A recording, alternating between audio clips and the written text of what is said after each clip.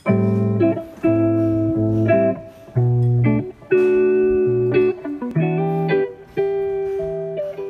merespon berkaitan soal somasi dari Aremania Menggugat yang dilayangkan beberapa waktu yang lalu, yakni tertanggal 4 Oktober tahun 2022. Tentu ini harus ada feedback dari teman-teman tim advokat. Baiklah Bapak Ibu, teman-teman rekan-rekan media, langsung saja saya persilakan untuk Pak Joko menyampaikan pokok-pokok pikiran rilis atas respon somasi terbuka Aremania Menggugat.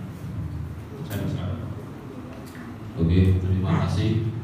Wassalamualaikum warahmatullahi wabarakatuh. Waalaikumsalam. Jadi untuk rilis hari ini kami selaku tim dari pendampingan bantuan hukum Aremania Menggugat, tentunya pada tanggal 4 Oktober yang lalu kita sempat mengeluarkan somasi terbuka. Tentunya dalam kaitan hari ini pun kami hanya berbicara terkait dengan somasi terbuka. Jadi supaya kita tidak keluar kemana-mana, karena apapun yang sudah kami sampaikan melalui somasi terbuka tersebut, tentunya kita berkewajiban untuk memberikan klarifikasi ataupun mungkin tanggapan seperti itu. Jadi itu poin yang nanti akan kita sampaikan dalam kesempatan hari ini. Jadi sebelumnya perkenalkan, saya selaku ketua tim advokasi dalam pendampingan bantuan hukum Aremania Menggugat, dan di samping saya juga anggota dari tim pendampingan bantuan hukum Aremania Menggugat. Jadi kami ada berapa, kebetulan aja yang hadir di sini adalah perwakilan karena teman-teman yang lain lagi ada kegiatan di luar. Baik, terima kasih. Bismillahirrahmanirrahim. Salam satu jiwa. Arema. Salam putus tuntas. Salam. Jadi ini salam yang jadi semangat kita, yaitu salam usut tuntas. Jadi teriring salam dan doa, semoga kita semua senantiasa mendapat rahmat Tuhan Yang Maha Esa demi terwujudnya cita menjalani setiap kewajiban dengan adil dan manfaat.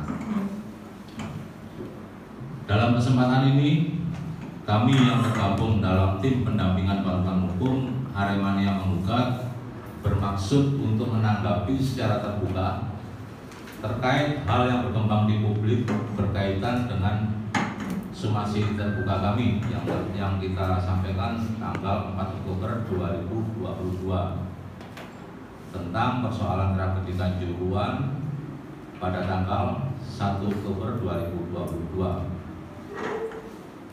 Maka dengan ini kami menindaklanjuti sebagai berikut. Pertama, bahwa kami tim pendampingan bantuan hukum Aremania bertindak untuk dan atas nama pemberi kuasa dari para korban atau keluarga korban tragedi kemanusiaan pada pertandingan antara Arema FC melawan Persebaya di Stadion Kanjuruhan tanggal 1 Oktober 2022.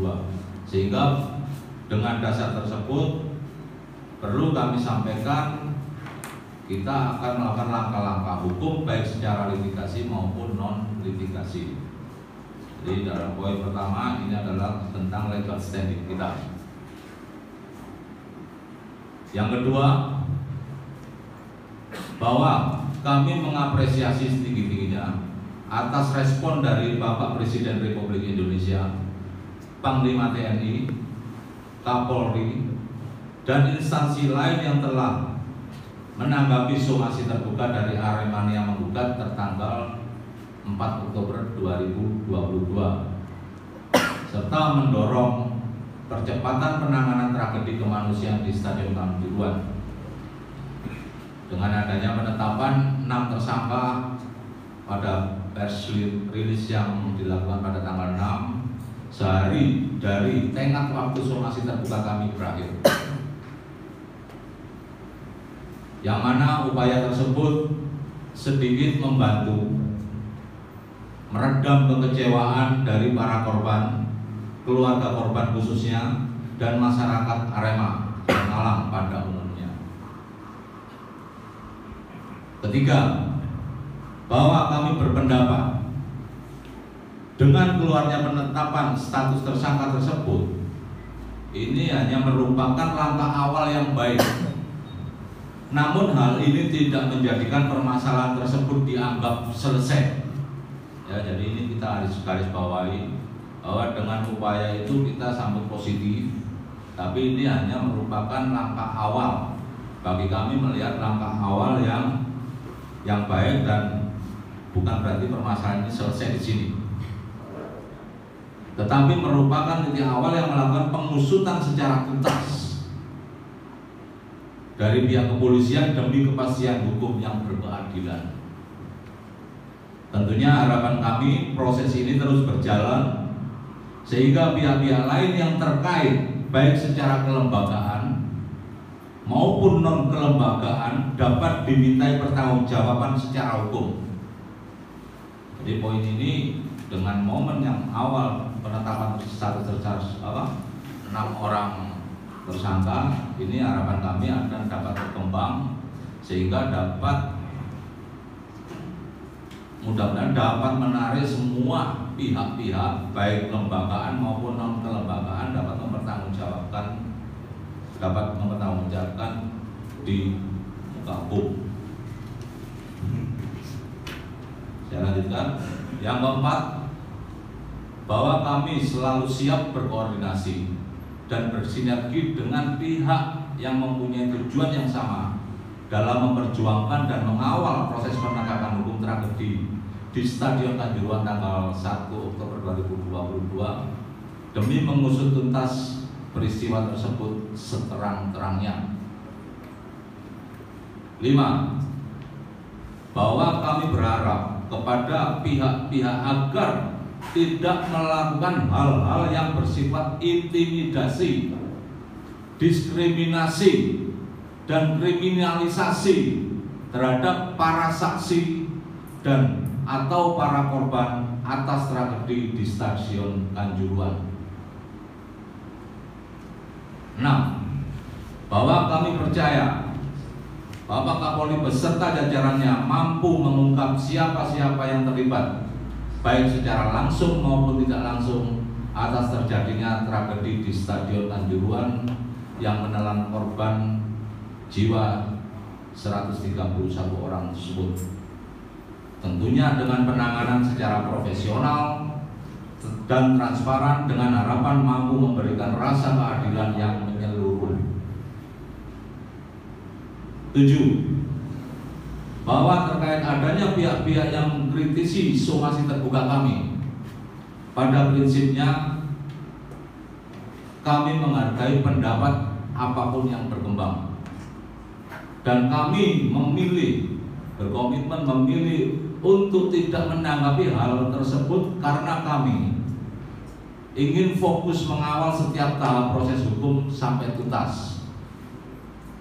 Jadi memang sengaja kami tidak akan tanggapi itu dengan harapan kami dalam melakukan tugas amanah tentunya dari para korban yang memberikan kuasa kepada kami tetap fokus di sana.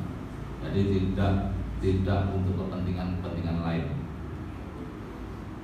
Terakhir 8, bahwa perlu kami sampaikan bahwa langkah hukum yang kami ambil sejak tanggal 4 Oktober 2022 sampai kasus ini selesai diproses secara terang benderang tanpa ada muatan politis. Jadi langkah kita sejak tanggal 4 sampai sekarang dan bahkan sampai selesainya kasus itu adalah kami tanpa ada muatan politis apapun. Hal ini adalah murni sebagai tanggung jawab moral dan kemanusiaan serta tanggung jawab kami selaku advokat sebagai bagian dari penegak hukum. Malang, 10 Oktober 2022, hormat kami tim kuasa hukum dari Aremania menggugat. Salam satu jiwa. Arema.